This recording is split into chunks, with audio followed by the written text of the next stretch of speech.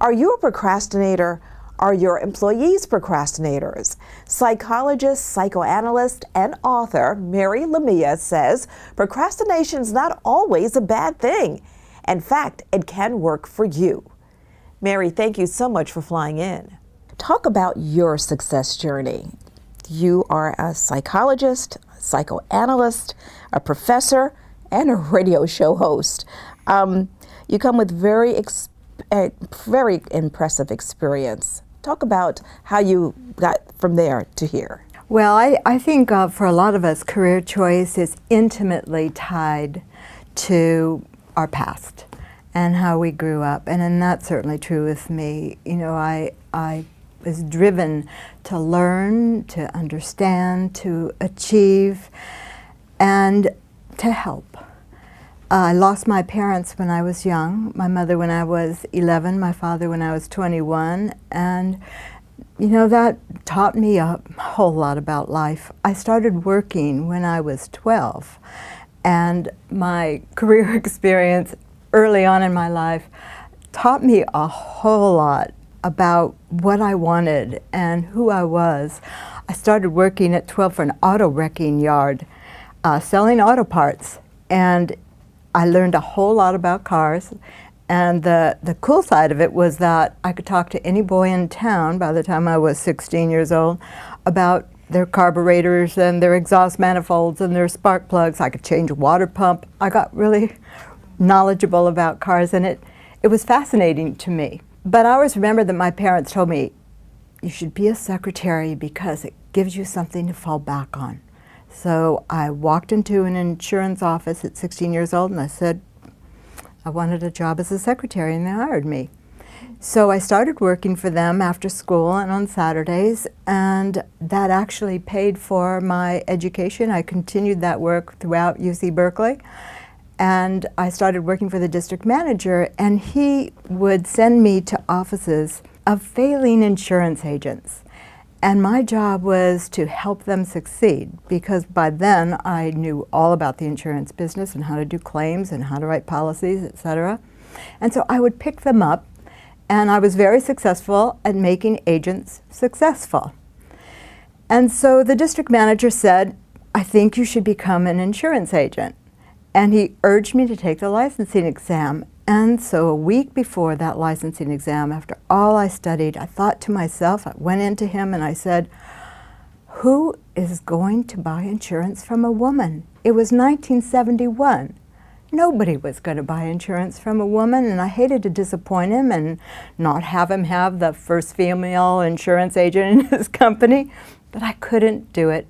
And besides, I just wanted to pay for graduate school and get through and become a psychologist. So I ended up actually being a teacher and a counselor in a high school, and that paid my way through graduate school, and that taught me a lot. I loved working in an educational setting. I loved working with kids.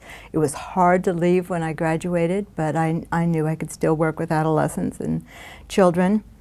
Long after that, the Radio Disney program started. You know, in between that, I became a psychoanalyst, and I had a private practice, and I worked for the juvenile court, and I did a number of things. All of it taught me something. I love listening to people and their stories. Everyone has a story. It's like reading a biography every time I meet somebody. You know, I find it fascinating. Here you are, just a young person. You didn't even have the degree, yet you were going in and talking to insurance people about how they failed.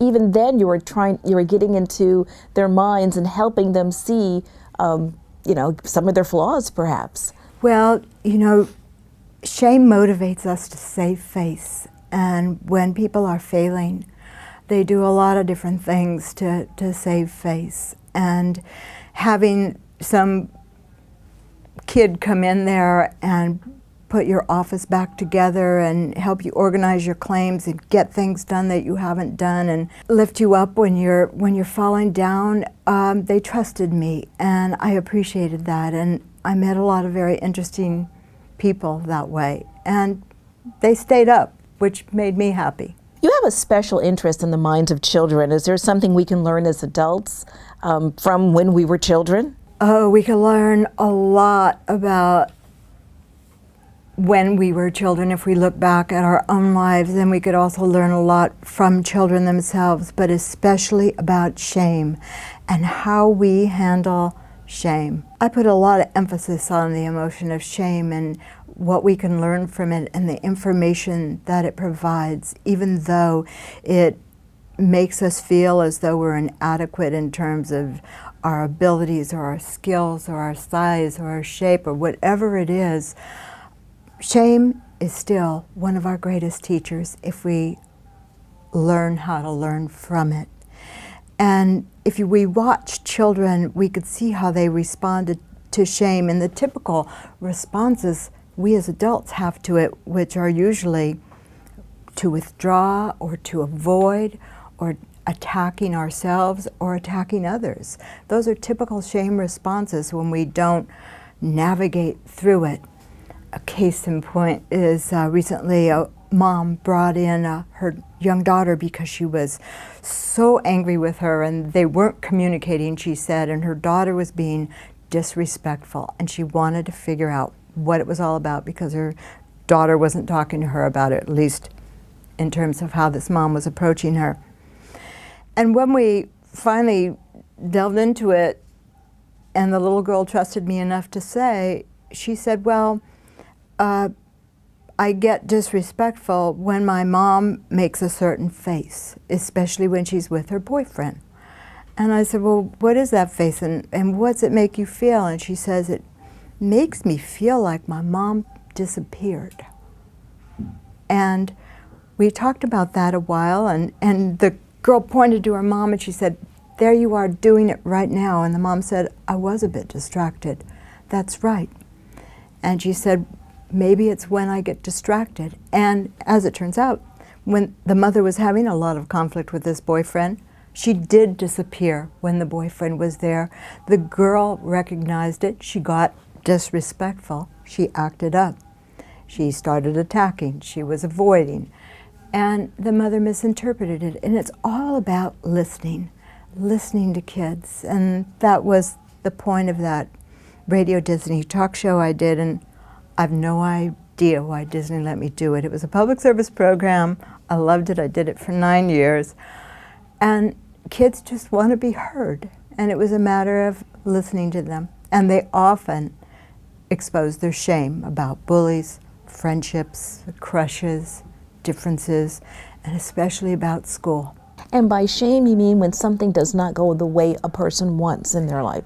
When you feel that wince or a jolt to yourself and you want to hide. Shame makes us want to hide.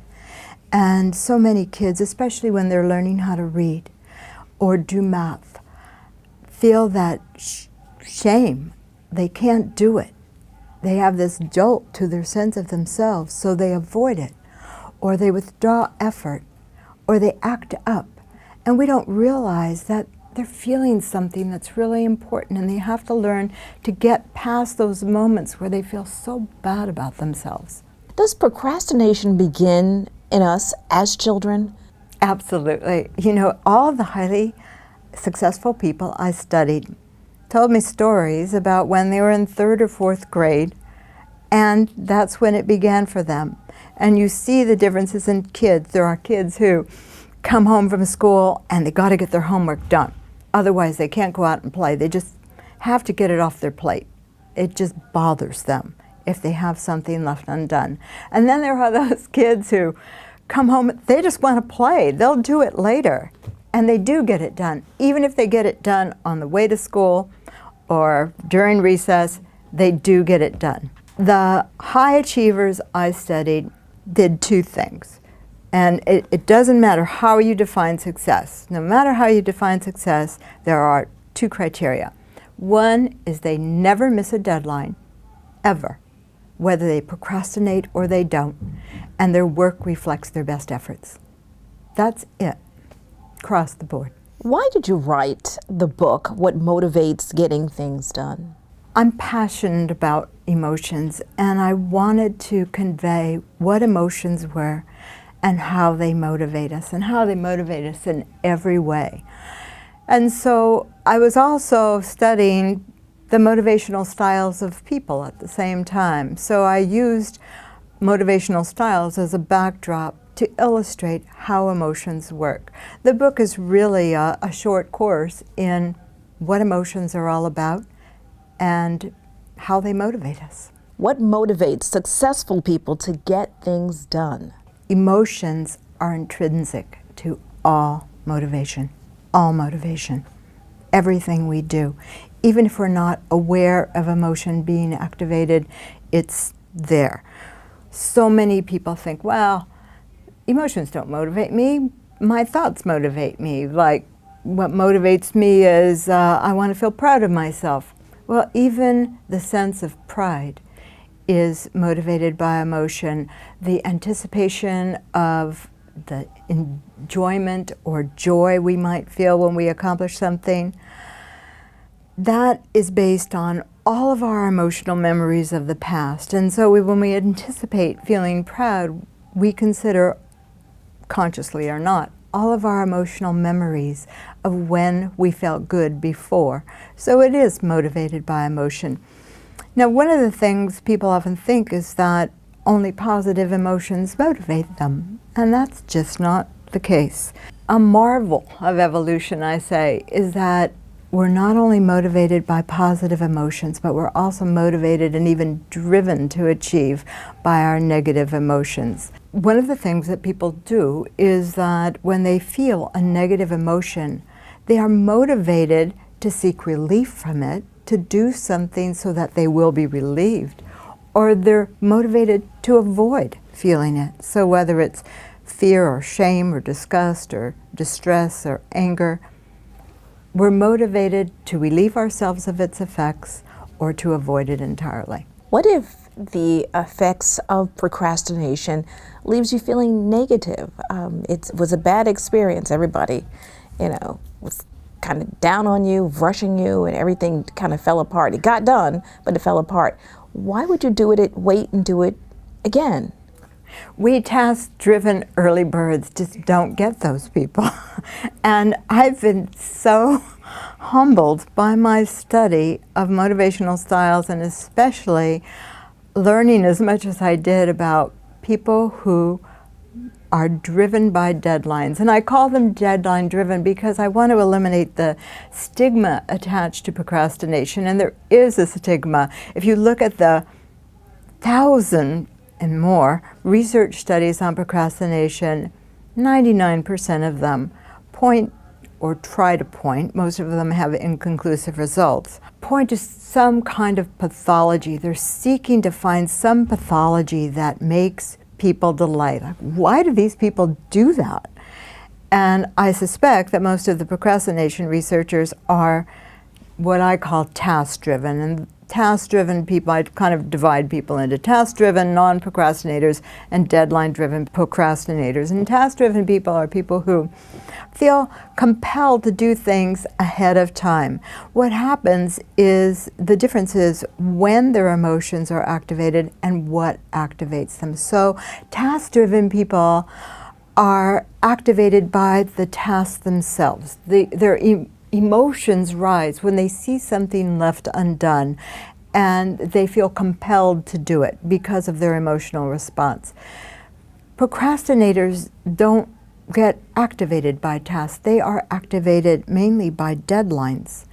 And so their emotions come up around the deadline. So you see this frenzy of activity around a deadline, and not only do they do the thing they are supposed to be doing at a deadline, but they do all kinds of other things too. They'll clean their house, they'll clean a closet, they'll straighten things out. They do all kinds of things. They make calls they haven't made because a deadline activates their emotion, and the emotion fires them up to do all sorts of things.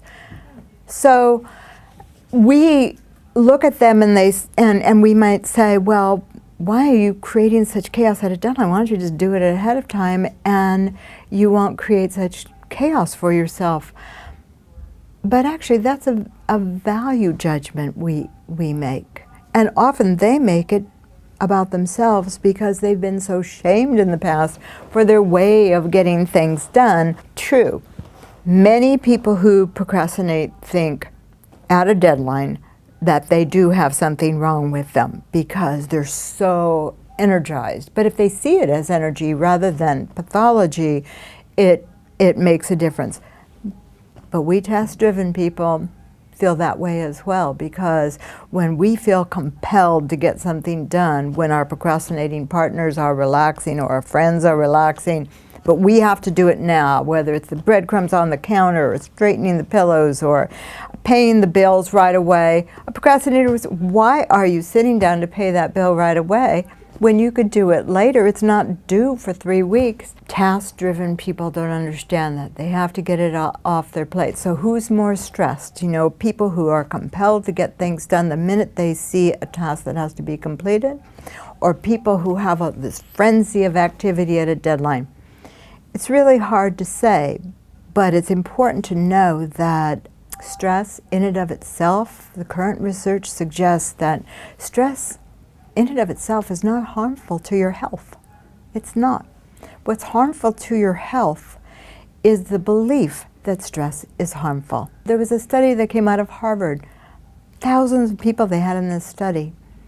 And those who believed that stress was harmful to their health were more harmed by their stress than those who were not. In fact, the people who didn't believe stress was harmful to your health were just fine. So negative stress or distress is harmful when we are distressed by it, because the distress of distress magnifies the emotion, and that's what makes it harmful. When we become afraid of what we feel and don't understand what we feel, if we see it as harmful rather than this is energy, it's not good for us. We have a task. What are the factors that propel us to complete it? The factors that compel us to complete it are almost always based on our emotions. So an emotion becomes activated, it's triggered by a stimulus. So let's say the task is a stimulus that activates our emotion. There's all kinds of stimuli in the environment that are constantly activating emotion in us, and we don't realize most of the time because we're unconscious about it. I mean, it's just happening to us. But a task is a stimulus that activates emotion, especially in task-driven people, or the deadline is the stimulus for deadline-driven procrastinators. So emotion gets activated, and we feel it in our body, and it compels us to act in some way. It's really simple how it works, and yet we work so hard to get rid of emotion, to medicate it, to meditate it away, to do something to get rid of it rather than understand it. Can a person be both a procrastinator in some things and driven to quick completion in others? Absolutely. Many procrastinators have emotions that are activated for other reasons. And also, you know, it was fascinating to me that many of the procrastinators I studied like to arrive at an airport or an appointment early. In fact, they were always early. Not all procrastinators, but a whole lot of them. And I investigated this further, and it was fascinating to me. Procrastinators don't mind arriving early because they can relax, people watch, just hang out, do nothing, sit with their thoughts. Whereas we task-driven people feel compelled to do something at all times. So arriving early to an appointment and just sitting there, or to the airport and just sitting there, is a waste of time. We could be doing all kinds of things, and so we're thinking about the things we can be doing. Task-driven people who arrive early at the airport often bring things with them to complete. Deadlines, deliberation, and distraction. Remember the couple, Melissa and Sam. Melissa works on what she has to do right away. Sam lets it marinate a little bit in his head. So he is working on it, even though it's marinated in his head. Would you consider him a real procrastinator? Absolutely. Procrastinators are working on things in their head. And they seem to have, I can't prove it, they seem to have an incredible working memory. They can keep things in mind, and they don't worry about forgetting. Task-driven people told me over and over again they had to get something done right away because they had this fear of forgetting. So they go to bed and they think, oh, I didn't do this or that, and they have to get up and do it, or they write it down so they don't forget. The deadline-driven people did not seem to have that fear of forgetting. They were able to keep things in mind and mull it over. A screenwriter told me he cannot finish a story until the exact words at the end come into his head. Then he writes the whole thing. I mean, it's things like that. The ability to keep things in working memory is impressive. There was a recent study, and the procrastination researchers tried to denigrate this study, but it was fascinating. The researchers had people line up on a line, and they had buckets of pennies along the way to the finish line. And they were at different intervals. And some people would pick up the bucket closest to the start line and then carry it all the way to the finish line, whereas others would just wait and pick up a bucket that was near the finish line. And the researchers were sort of baffled and said, well, why did you people who picked up the bucket early carry the extra load all that way? They just wanted to make sure they got it done. And that's what task-driven people do. They just want to make sure they get it done, whereas deadline-driven procrastinators have this sense of trust in their timing and trust that nothing bad will happen. People like Melissa in the book has this fear that, well, what if something happens that interferes with getting this done? I mean, both of these people were going to write something or prepare to present at an event. And Melissa was sure, she had to get hers done because something might interfere, or she had to practice enough times. And she drove her husband Sam crazy, asking him over and over again to listen to her practice. Whereas Sam was confident that at the last minute he would get it done. It perturbed Melissa because, his stuff was scattered all over the bed at the midnight hour, and she made sure she got out of the hotel room early in the morning because she didn't want to deal with his angst. But he got it done, and he pulled it off perfectly. Both of them did well. Successful people do well, but they do things differently. Can a procrastinator and a task-driven person coexist? They live in the same house. If they understand one another. So many of the couples I see in treatment have problems related to different motivational styles, and really need to understand that people do things differently and people have a sense of timing. One of the things task-driven people do is when we see a procrastinating partner activated, task-driven people tend to give them 10 more tasks to do because they see them fired up and doing things at a deadline. And so they think, oh, well, while you're at it, can you also do this and this and this? And that annoys the procrastinating partner because they have their set of things that they're doing at a deadline. But the fact that they're activated gives permission to a task-driven partner to give them more because they think, when will I have another chance to tell them to do all these things? So that's annoying to procrastinators. It's really annoying to task-driven people that procrastinating partners or co-workers don't seem to be doing anything. They don't see what's going on in that person's head, so they assume nothing is going on. If it's a co-worker, task-driven people are often annoyed that deadline-driven people get away with things, get away with pulling it off on the deadline, can write their speech on the napkin at the last second. And yes, it does seem like they're getting away with something, but that's not really what's happening. What motivates early action or delay? And here you lay out how human emotion plays an important role in getting things done. We talked about the emotion early, and you strongly believe this is really what it boils down to. Emotions motivate us. They motivate everything that we do. Our warehouse of emotional memories is very important, and people often don't think about, what's stored inside of me. As we grow and we respond to situations, we develop certain, call them scripts, about how life works. It doesn't mean we're correct, but we develop certain ways that our emotions have led us to believe certain things. When an emotion is activated, it's activated alongside of a thought, a cognition. So thoughts and emotions, feelings all rise together.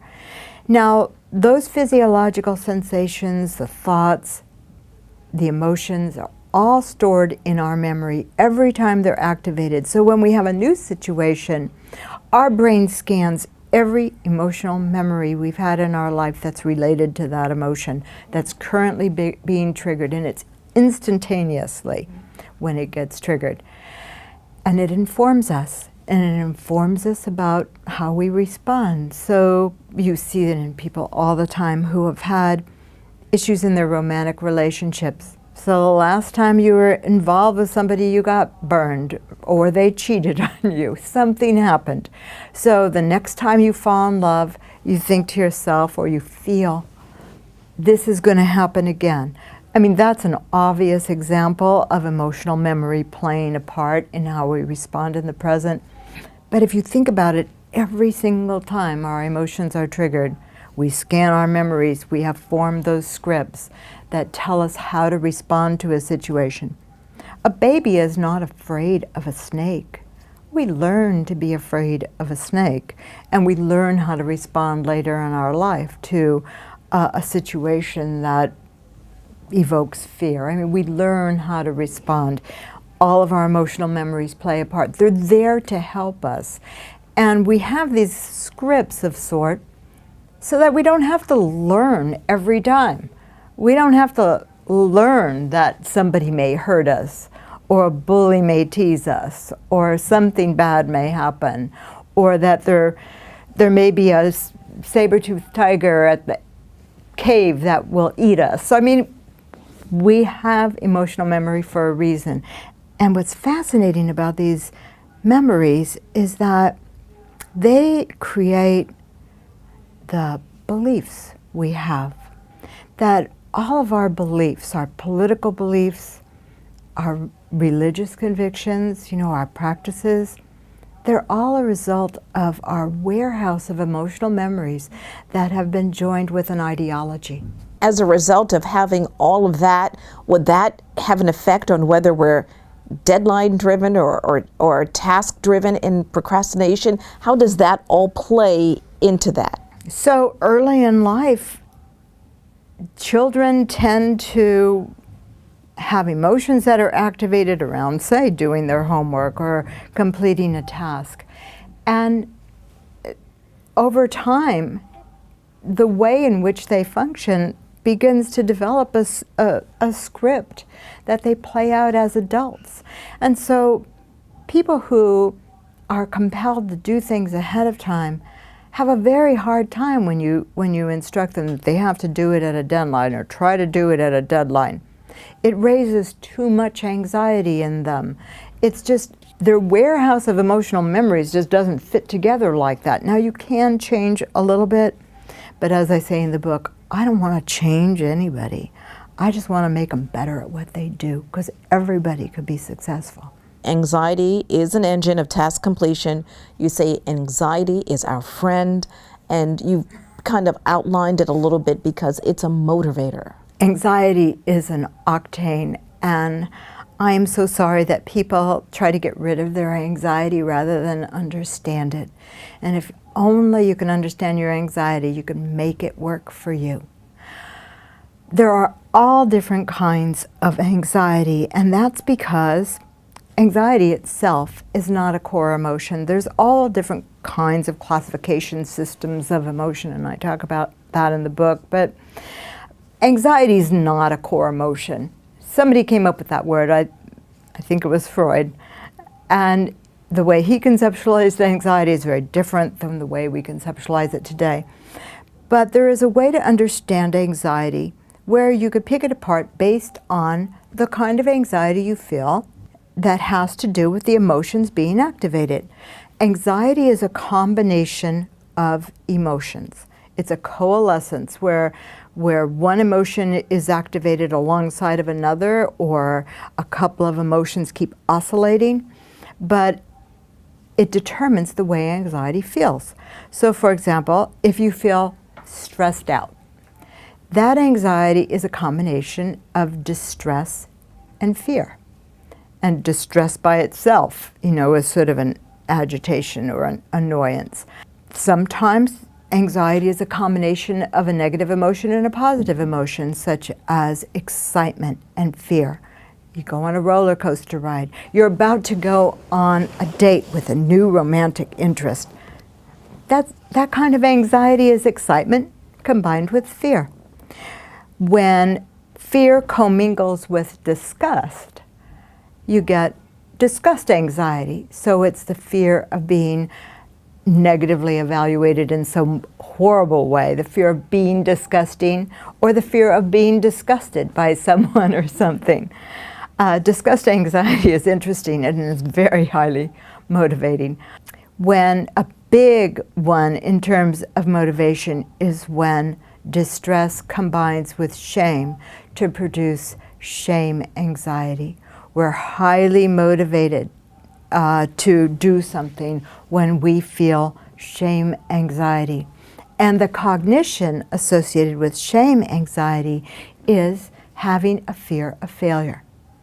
And a fear of failure is highly motivating to people because, again, people want to save face, and shame motivates us to do anything to save face or to restore good feeling about ourselves.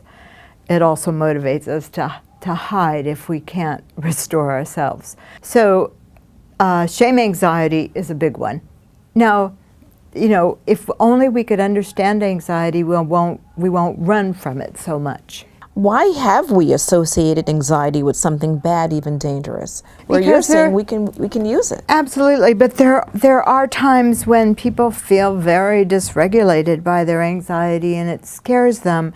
But even at extreme levels, we need to understand it. The best example I can give of that is a colleague of mine told me about a case where a woman had psychotic levels of anxiety. She had a delusion that rats were gnawing at her heart, that she had rats inside of her and they were gnawing at her heart. And she was so fearful and always frightened and crying and screaming and on heavy doses of antipsychotic medication.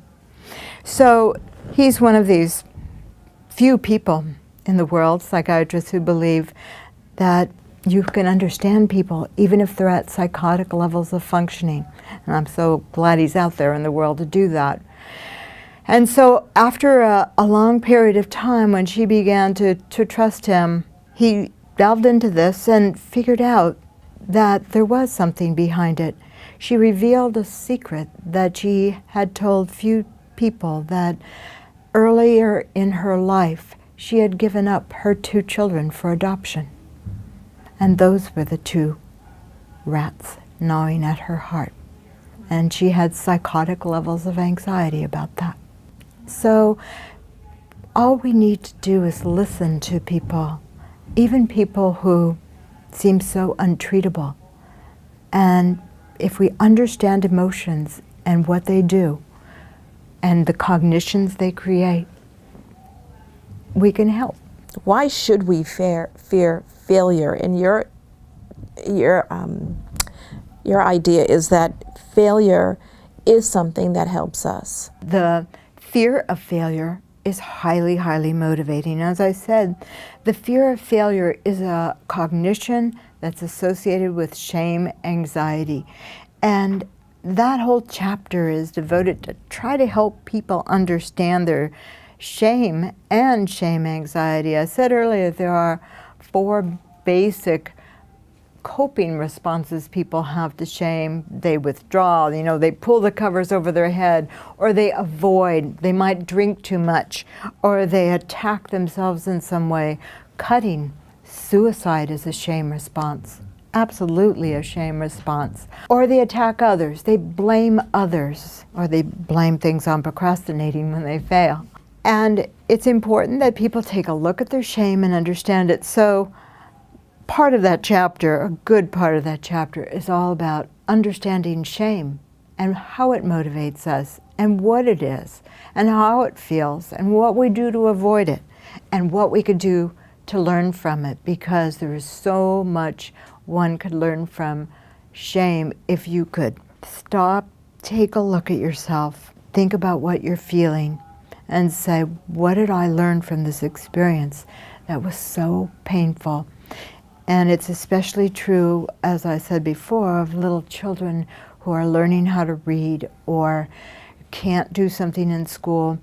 Instead of helping them navigate through the shame they feel when they feel so dumb because they can't do their timed tests, fast enough, is to help them through that shame and help them to learn from shame and help them to not be so afraid of it.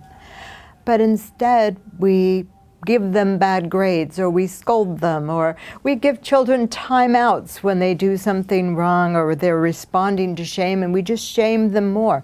If anything should have a timeout, it's the notion of timeouts. We have to understand shame, and we have to help children especially understand it.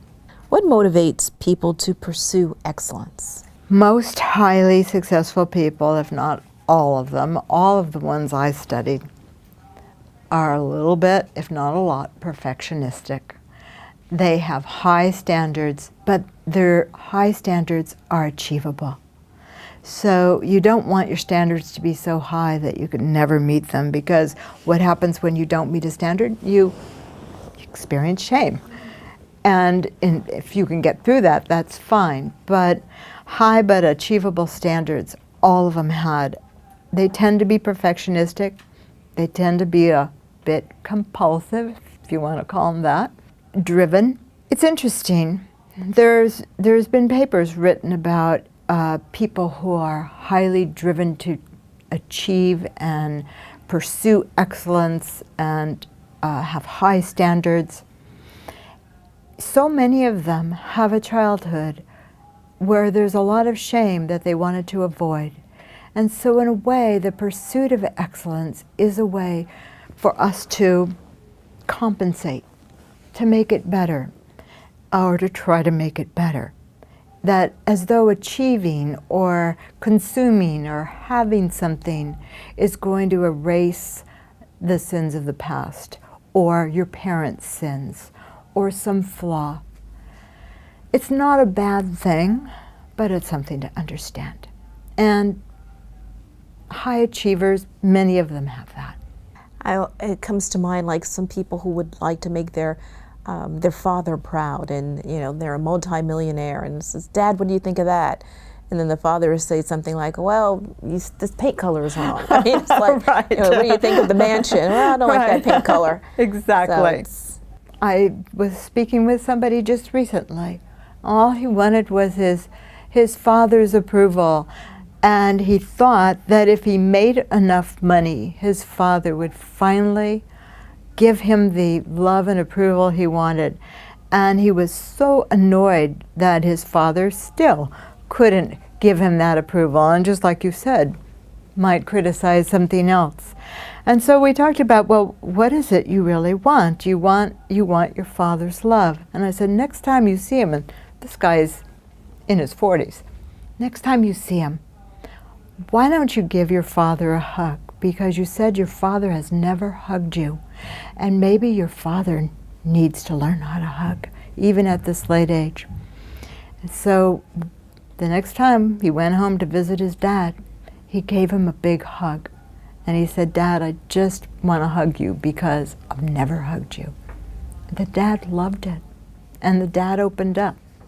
So sometimes we have to step forward because we become so compelled to push for what we want. We can't see what's right in front of our eyes. now here we take it to the workplace. What if your boss is a procrastinator? It is very important then to understand deadline-driven procrastinators, because what a procrastinating boss will do is everything at a deadline, and the office becomes a chaotic scene when a deadline is looming. And people who understand that work really well with their procrastinating boss. And so there's ways where people can talk about this in the workplace. So, you know, if you have a procrastinating boss and you're a task-driven person, you can become frustrated. And so it's important to let them know that you do things ahead of time. Here's the problem, though. People who do things ahead of time annoy procrastinating bosses and coworkers, because if you receive an email with a document, and task-driven people do this all the time, they get something off their plate, they send it off, and then they'll send an email 2 hours later or a day later that says, read this one instead, because they make improvements. They think they're so great because they keep making improvements all the time. But somebody who's a deadline-driven procrastinator sees that as sloppy. And so it's important to know that if you have a boss who's deadline-driven and you keep sending emails that keep revising documents, you're going to be an annoyance, because they don't see things that way. They do things in one sitting and it comes out perfectly. I have such procrastination envy. I wish I could do that. So are deadline-driven procrastinators seen as being more creative? I think people are just different in how they're motivated. I think task-driven people are creative in their own way. They just tend to revise a lot along the way, because deadline-driven people revise in their head. They have a way of doing that, where task-driven people sort of need to put it down somewhere. What should you do with a procrastinating coworker? Task-driven people have issues with procrastinating coworkers because they are able to get things done at the end and get away with it. And they're often seen as getting away with things, when in fact, that's just their style of getting things done. A really good manager gets people together, figures out their motivational styles, figures out their learning style. I think Russell Sartre talks about this in a different way, and Buckingham talks about it in yet a different way. There are ways in which you look at how people learn, you look at how people work, and you make the best use of their various styles. And that's really, really important. So where a procrastinator is very good at a deadline, if they're working with several task-driven people, you have the task-driven people do all the drafts, and the deadline-driven procrastinator is great at adding their share and putting it all together at the end perfectly. That's an excellent tip for a leader. You would then have to really take a look at your employees in a different kind of way. Right, and you could make use of their talents, and also to take a look at your own style in contrast to your employees. It's very effective to have task-driven people and deadline-driven procrastinators in the same organization, but you better know what you're dealing with and how they work, and then you can make use of them. And I note that in the book, that it's a really important thing for managers to know.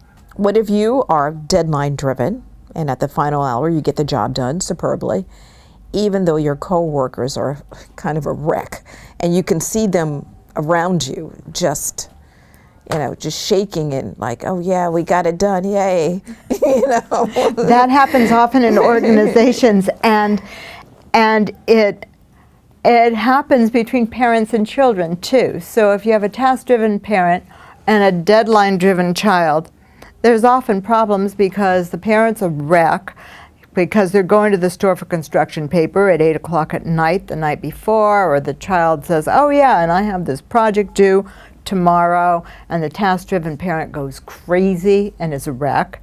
Or the task-driven parent is often anxious about the child getting something done and nags them. And task-driven coworkers nag deadline-driven coworkers, and task-driven partners nag deadline-driven partners. So yes, task-driven people are often a wreck when they see deadline-driven people and their frenzy of activity at a deadline. However, if they understand that that's their style, it becomes a little bit different, and then they can let loose a little bit. Everybody should be evaluated by just those two criteria: never missing a deadline and that your work reflects your best efforts. Missing a deadline or doing shoddy work is failing. But whether you do something at a deadline or you do it ahead of time, if you don't miss a deadline and your work is excellent, that's success. Optimizing your motivational style. You say don't change, but upgrade. Talk about upgrading. What's an example of that? Becoming better at how you do things. And one of the most important things is to recognize how your emotions are helping you. So, for example, when you start becoming very anxious, if you're a task-driven person, about tasks to complete, or very stirred up at a deadline because you're a deadline-driven procrastinator, it's to recognize, here is the energy I need to get something done. Go for it. And it's a different attitude about your emotions.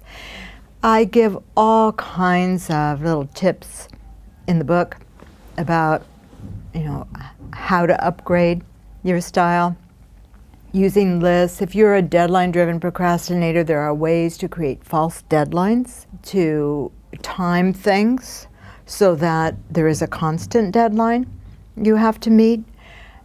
There are ways to do things there are tricks that deadline-driven procrastinators have that are just amazing, that enable them to get things done earlier. There was one study of procrastinators it was specifically about deadlines, and the researchers were positive that procrastinators were more likely than non-procrastinators to miss deadlines, of course. Well, what they found is that they did not miss deadlines. When it came to studying for tests or whatever they did, they were very effective. So the researchers concluded, well, of course, these deadlines are absolute, so they're not going to miss them. But when deadlines are not absolute, such as writing a thesis or a project where there's no deadline, procrastinators are going to mess up. No, they don't mess up. And why don't they mess up? Because procrastinators who are successful have a way of creating absolute deadlines when there are none. For example, a dissertation student who engaged me as her chair, I would receive emails from her that would say things like, on Wednesday of next week, I will have the first half of the introduction ready for you.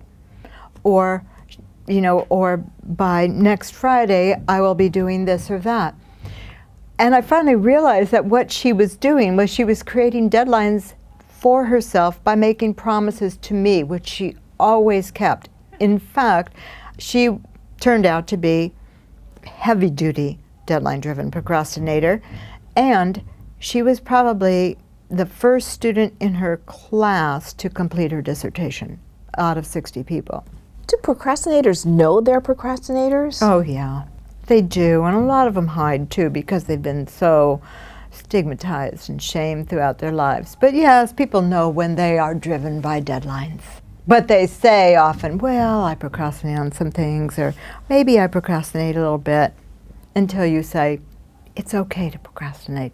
Then they'll tell you all about it. And again, we talked about it a little earlier, but making that intense emotion, how to make that work for us. Yes, that's what's most important, is to understand your emotions and how they work for you, because they're there to help us. Evolution has given us this incredible motivational system, and it's astonishing to me that people don't understand it.